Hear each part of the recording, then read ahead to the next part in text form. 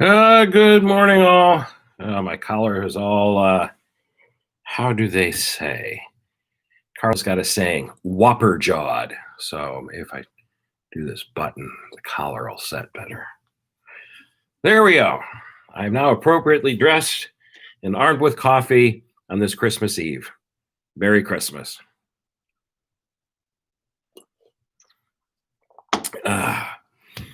Well, it is Christmas Eve, my friends, and we are getting ready for our worship this evening. It has been a long time coming, and preparations are all done. Looking outside, it's it's going to be another blue day for a while. I guess tonight we'll have a front come through, and then it'll be blue skies tomorrow here in Orlando. And unlike today, which will hit 80, tomorrow it'll hit 56. So we'll be eating indoors rather than outdoors with open windows like last year or today. But glad to have you tuning in for this last morning coffee until the new year. I think we're all ready to say goodbye to 2020, at least as a calendar year, and have high hopes that the new year will, well, the signs of this ending bring better signs for next year.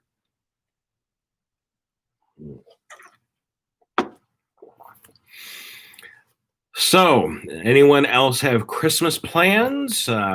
Special things going on today or over the weekend? I know just in looking right now, I'm not seeing any jets in the air, but I guess this is going to be the largest travel weekend of 2020 after all the cutbacks and changes in travel. And so hopefully everything will go safely, and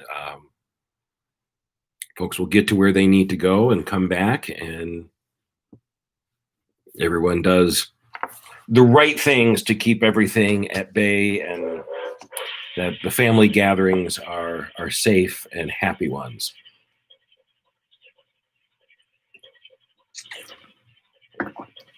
As I'm looking across the street in the doctor's office parking lot, there's the FedEx truck, and I can see him through the front window as he's coming by, and that thing is packed. My goodness. And he's just doing the business stuff.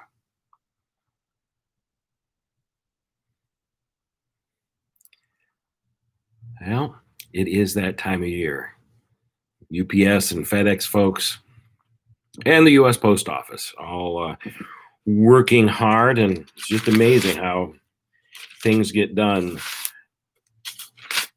All right.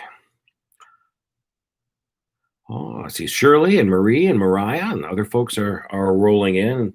I know for us, we had hopes to go up to Ohio for Christmas Day, to fly up and spend a few days up there with Carla's side of the family, with her dad and stepmom and stepdad.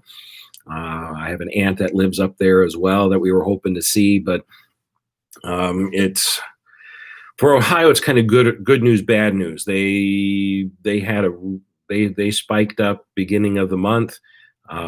Lately, according to my friends who are in the medical biz back in Ohio, they've plateaued and dipped a little bit. So they're a lot of their fears as far as a really, really bad Christmas with completely overwhelmed hospitals and such.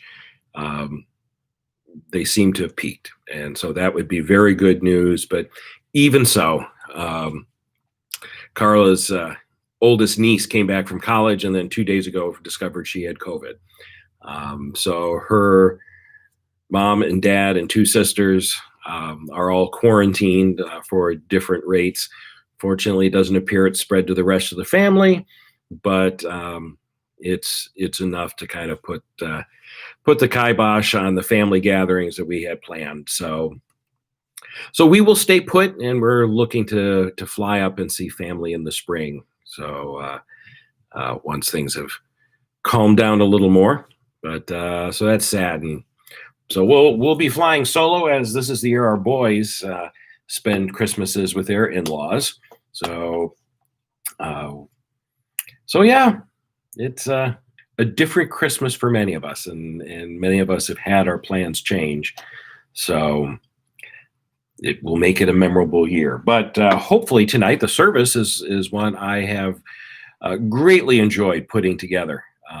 I really think it's fun and it's going to be meaningful, and hopefully will make this Christmas a memorable one for the best of reasons instead of the worst of reasons. Yeah, Shirley, I saw that about Seminole County. If you're 65 and older, I saw that in the news last night when they announced they were going to be doing that in the Oviedo Mall. By the time we watched the 6 o'clock news, they announced that every single slot for the rest of the year was filled. So, so that's again, good positive news. That's really remarkable when you think about how quickly now we got it out, but now out into communities and getting in into the population.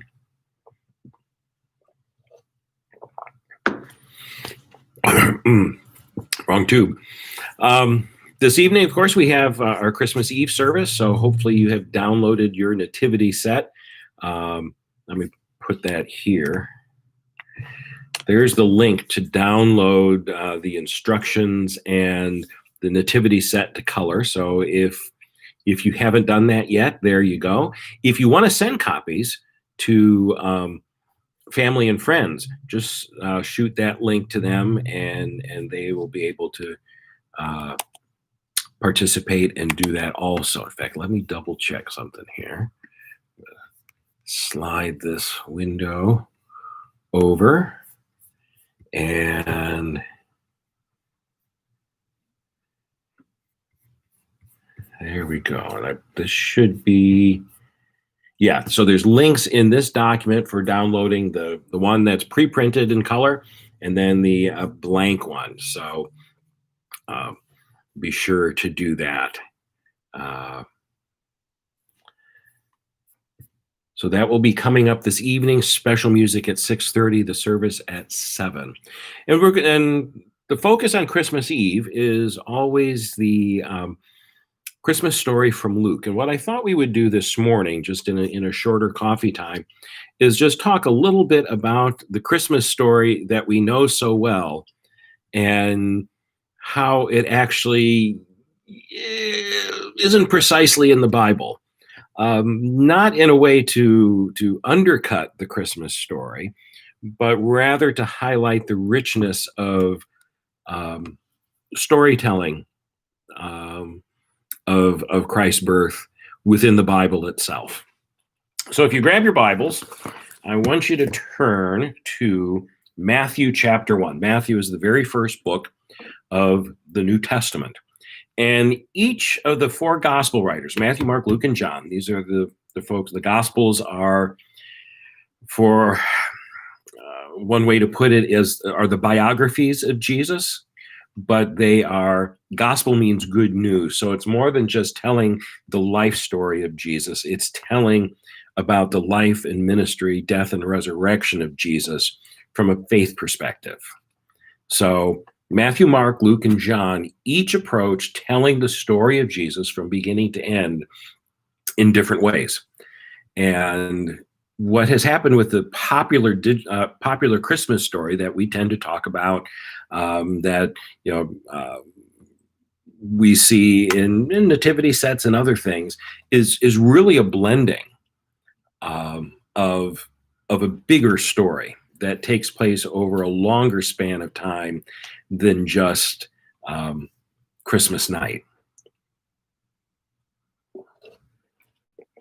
So if you take a look at Matthew chapter 1, Matthew starts out his gospel with a genealogy. Chapter 1 through verses 1 through 17 is the recounting of the family tree of David. So King David, God made a promise to King David that one day one of his descendants would sit on David's throne and rule forever. This person, the Jewish name for king was Messiah. And so they were, in Jesus' day, they were awaiting the promised Messiah, the promised king who was going to come from David's line. And so if you look here in chapter 1, verse 1, it begins the account of the genealogy of Jesus the Messiah, the son of David, the son of Abraham. So there in verse 2, it starts with Abraham. So we're talking Genesis, chapter 15. And moving from Genesis on, and we have all these wonderful names that no one really wants to read because they can be a little scary. But eventually we get all the way to verse 16 with Jacob, the father of Joseph, the husband of Mary, of whom Jesus was born, who is called the Messiah. This throws a curveball for a modern reader. Because if Jesus is a descendant of David, why is it important that Joseph be a descendant of David? Because after all, Jesus, we talk about Jesus being born of a virgin, which means, to put it politely, Joseph was not involved directly. Church tradition has said that Mary also is a descendant of David. It's a big family. So they were, distant cousins many times removed. But that also counts as the connection. But one's ancestry, one's family name is attached to one's father. Jesus is raised by Joseph. So whether he is, whatever term you want to use for Joseph as stepfather to Jesus or foster father, some would argue he still is the biological father, and God worked through the impropriety of Mary and Joseph having sex before marriage during their engagement, which was a huge no-no. But Matthew's gospel said that's not, the gospels don't say that's the case. But no matter what, Jesus is part of the family of David, and that includes Joseph's family, because that is the name, Jesus, son of Joseph, that he receives at birth. Now, when you get to the second part of chapter 1, you have the birth of Jesus the Messiah. It's here in my Bible there. And when you read it in Matthew, you realize something's missing from the story you're used to. Because Mary, there's no annunciation, no angel shows up and tells Mary. We don't hear Mary talk at all. What we hear is an angel shows up to speak to Joseph after Joseph has found out Mary's pregnant. And Joseph, who is a righteous man who loves Mary, it doesn't say he loves Mary, but by his righteous actions, this is implied to be the case. He is going to divorce her quietly and send her away, because if this becomes public knowledge, the village and his family have every right to take her outside the village and stone her to death. Joseph won't do that. So an angel appears to Joseph and tells him in verse 20, Joseph, son of David, important name, son of David, do not be afraid to take Mary as your wife, for the child conceived in her is from the Holy Spirit.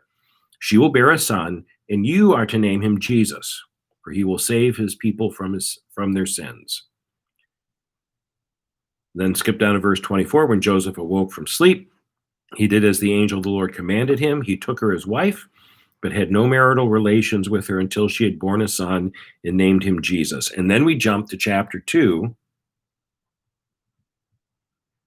And wise men from the east appear. So there's no mention of the census. There's no mention of traveling. The wise men show up in Jerusalem and then go to Bethlehem. And they're in Bethlehem in a house. Find Mary and Joseph and the baby Jesus. They give him gifts of gold, frankincense, and myrrh. Joseph has another dream where an angel tells him to flee to Egypt because Herod will try and kill the child. And they leave, go to Egypt. and stay there for a few years until Herod dies and it's safe to return. And then when they return, they move to Nazareth. So the sequence is a little different. Mary and Joseph are living in Bethlehem, go to Egypt, come back, and instead of going back to Bethlehem, Joseph sets up carpentry work in Nazareth, and that's where Jesus is raised. Different sequence. Same implication. Mary has a son. Things go on. Now, let's go look at Mark. So Mark is the next gospel. And when you get to Mark chapter 1, verse 1, it starts completely different. Well, the first line is similar, but everything after it is different. In the beginning of the good news of Jesus Christ, the Son of God, or the beginning of the good news of Jesus Christ, the Son of God. As it is written in the prophet Isaiah, I'm sending my messenger ahead of you who will prepare your way. Skip it down to verse 4. John the Baptizer appeared in the wilderness proclaiming a baptism of repentance. And Jesus shows up full grown. Joseph's not mentioned at all, no Christmas story. Mary's not mentioned until later on in Mark's gospel, along with his brothers and sisters. The birth of Jesus is not key to the story Mark is telling. It's not to say it doesn't happen. It's just the way Mark is telling it. Mark is all about Jesus' ministry. Christmas story, secondary. Mark is also probably the earliest of the Gospels written. So when Mark was probably written at least 20 years earlier than either Matthew or Luke. So no Christmas characters, message in Mark's Gospel at all. So let's go on to Luke chapter 1. Luke says the most about Jesus' birth, whereas Mark says very little. Matthew simply says Jesus is born and wise men show up. Luke gives us all the details of what we know and treasure in the reading and story we do on Christmas Eve. So as we look at this, it's going to look very familiar because other than the wise men, everything else in the Christmas story, everything else in your nativity set comes from Luke. So Luke chapter 1 is a dedication. It talks about the birth of John the Baptist. Then in verse 26, Gabriel shows up and announces to Mary that she will bear the Son of God. And Mary agrees. She then goes to visit Elizabeth. Mary is pregnant at that point, and Mary sings a song called the Magnificat. Starting in verse 46 through 56, she stays with Elizabeth. Lots of details here to set the stage for Christmas. John the Baptist is born, more happens, but it's finally chapter 2, which is what we'll be reading tonight, where we have the familiar Christmas story that Linus reads every year in A Charlie Brown Christmas. In those days, a decree went out from Emperor Augustus that all the world should be registered. Joseph went from the town of Nazareth in Galilee called Judea to the city of David called Bethlehem because he was descended from the house and family of David. He was registered with Mary, to whom he was engaged and who was expecting a child. And then verse 6, while they were there, the time came for her to deliver her child, and she gave birth to her firstborn son and wrapped him in bands of cloth and laid him in a manger because there was no place for them in the inn. Now, to be fair, and one of my colleagues pointed this out, in the traditional story, the way we tell it, and it has inspired all kinds of fun short stories about Christmas, is no room for in the inn is not necessarily the best translation. The literal translation of the Greek word there is in the guest room. So what that means, traditionally in English, we've stuck with in. That's what the King James translators did. The thing is, during the time when Jesus would have been born, Bethlehem was a little town. If they had an inn, we don't know. Archaeology is an uncertain science. It wasn't, the town was not big enough for much more than one inn. So at a time like this, folks are going to open up their homes. He's going back home to where all of his extended family are at. So there's no room in the guest quarters, in the extra bedroom, as well as the inn. So they still end up in a stable, a barn, a cave, where it's the only overflow that has a roof over it. But that's, and then on the next page, we have the angels and shepherds who then come into town. Angels show up in Luke's gospel. Whenever angels show up, they're always announcing something super important. In this case, the angels don't appear to Mary and Joseph. The angels appear to shepherds. And I'll say more about the shepherds tonight. But shepherds are a very odd choice. So the shepherds appear, or the angels appear, the shepherds go to Bethlehem, and then it concludes that they go back and tell everyone in town what they have seen. And then the story ends for Christmas in verse 20. And what happens next, though, are the only boyhood or additional childhood, boyhood stories of Jesus. The only ones that are found in the Bible are here in Luke.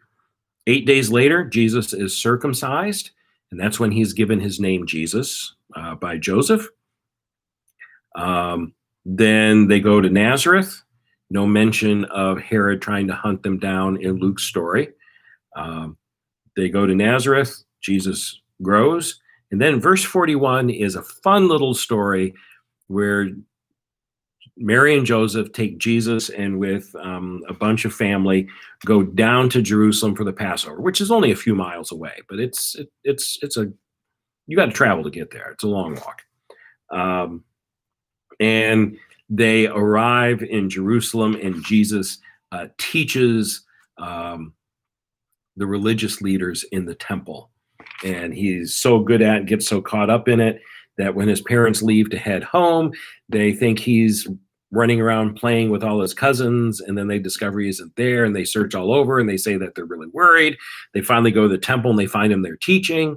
And the Tom Liebert translation of this is they walk in and say, "You have worried us." Verse 48. They were astonished, and his mother said to him, "Child, why have you treated us like this? Look, your father and I have been searching for you with great anxiety." When my mom was upset, that wasn't quite the vocabulary she would use. Not that my mother would swear at me or anything like that, but what is wrong with you? Where have you been? We have been calling and calling, and you didn't come. I am just beside myself.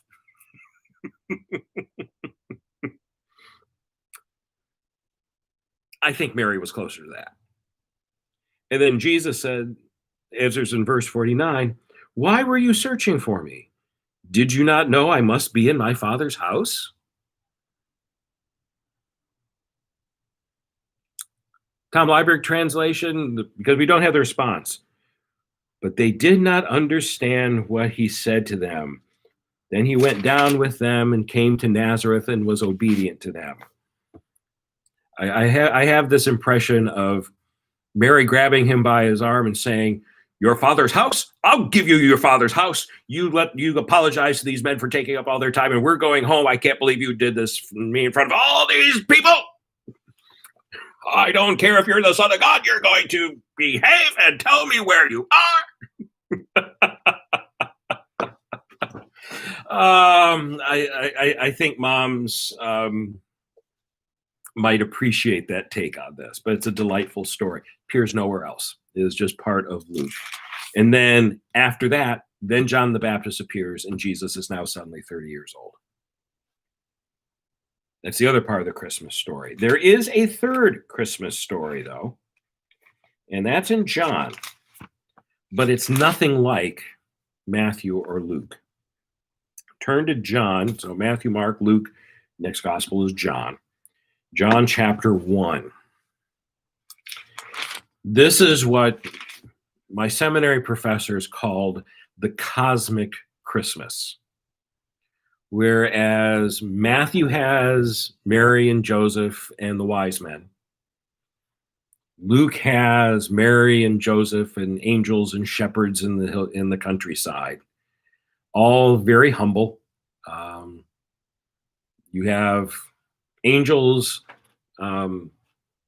appearing in both stories. You have the Star of Bethlehem in Matthew's gospel that doesn't appear in Luke's gospel. It's only Matthew, because that's what the wise men follow. John does a symphony, whereas the others do a folk song. John goes all the way back and writes in the style of Genesis chapter 1, painting the picture that what is happening at Christmas, what happens in the birth of Jesus, is as incredible as the act of creation itself. It is the Creator coming to live within his creation. And so there in John chapter 1, verse 1, in the beginning was the Word, and the Word was with God, and the Word was God. He was in the beginning with God. All things came into being through him. Without him, not one thing came into being. What has come into being in him was life, and the life was the light of all people. The light shines in the darkness, and the darkness did not overcome it. And then if you skip down to verse 14, and the Word became flesh and lived among us. And we have seen his glory, the glory of a Father's only Son, full of grace and truth.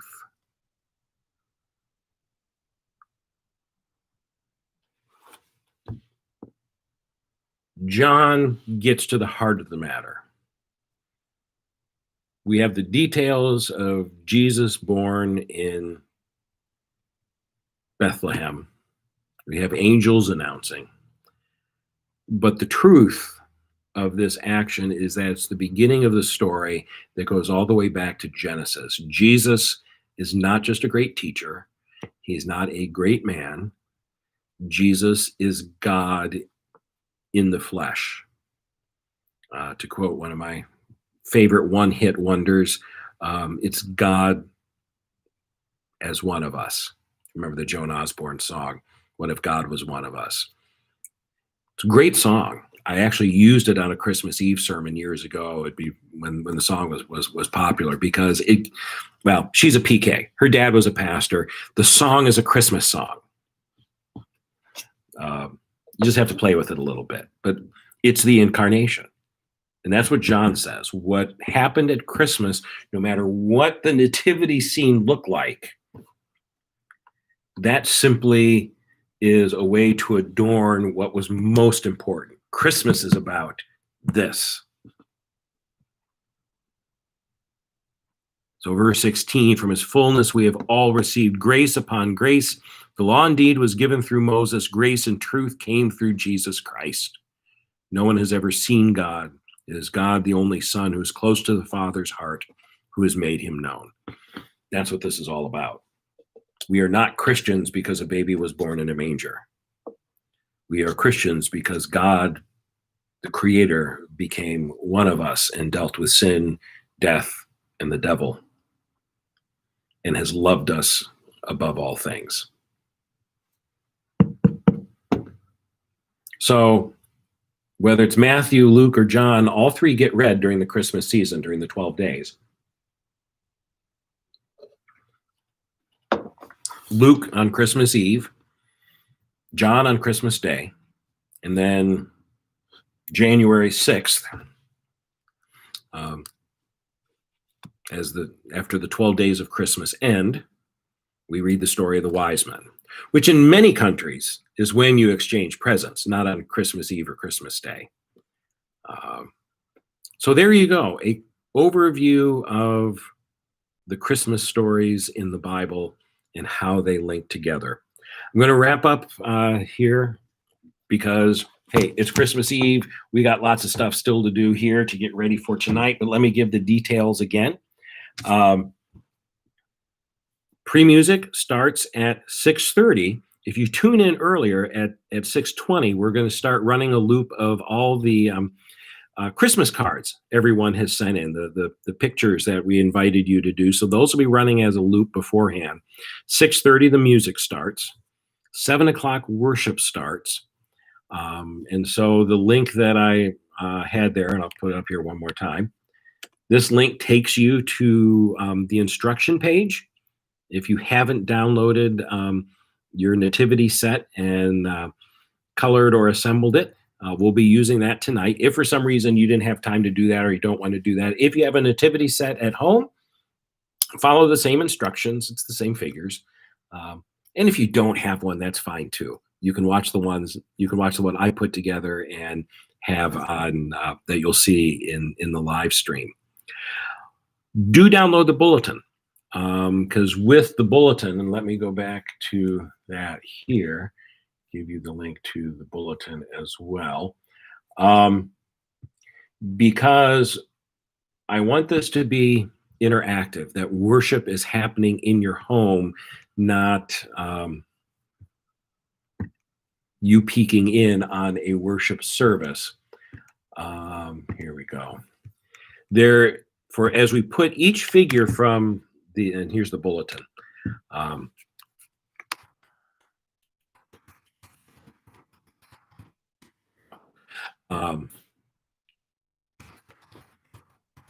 keep forgetting folks watch this as reruns.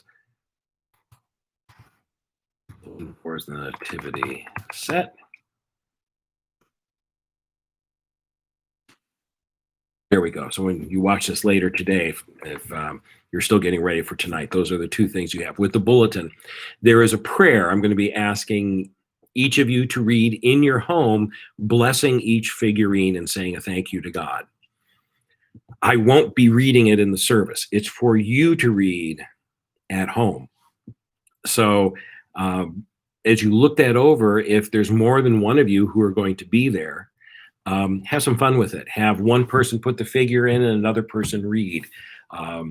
If you're like the Rivera family, there's 6 of you.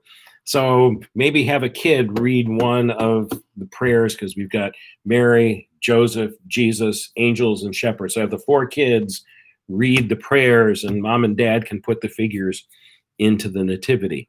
And the intention is that you set up the nativity in a place where you can leave it up for the next 12 days. And then on Epiphany Day, you'll put in the wise men. Actually, Sunday, January 3rd, my sermon is going to be on the wise men, and I'll invite you to put your wise men in on that day. So a week from this Sunday. So lots going on. At this point here, I want to wish all of you a Merry Christmas. It has been, last Christmas, morning coffee was not a thing. It wasn't even an idea. And COVID changed a lot of things. This is one of the good things that have come out of this. So our digital ministry is now a new mission field. So for those of you who are watching live, thank you for being part of this throughout the year, and I'll see you in the new year. For those of you who, really the majority of you who watch this later on as a rerun, as an on-demand video, thank you as well. You are a large group that spans the country, and your prayers and support have made a difference. Now, for me, because I've always looked forward to doing this, particularly when we were much more locked down here in Florida, and still is now, as a way to connect. And with the live chat, it's been a way for you to connect as well. So thank you for that. Again, this is the last morning coffee for 2020. We will pick back up on January 5th, first Tuesday of the new year. And I'll let you know beforehand what we'll be jumping into as far as the next Bible study we'll be doing. In fact, what I may pick out is in this Lutheran study Bible. Again, this is the confirmation version. There's several different versions that you can get from Augsburg Fortress Publishing. They've got some topical Bible studies, or where we can look at a couple different books over a topic. So I'll play around with it and get back to you on that. So I hope you will see me tonight for Christmas Eve worship. If you are with family or find yourself someplace else, have a Merry Christmas, and we'll see you in the new year. Let's close with the Lord's Prayer. Our Father, who art in heaven, hallowed be thy name. Thy kingdom come, thy will be done, on earth as it is in heaven. Give us this day our daily bread, and forgive us our trespasses. And lead us not into temptation, but deliver us from evil. For thine is the kingdom, and the power, and the glory, forever and ever. Amen. Thank you for tuning in all this year. Keep coming back, and Merry Christmas.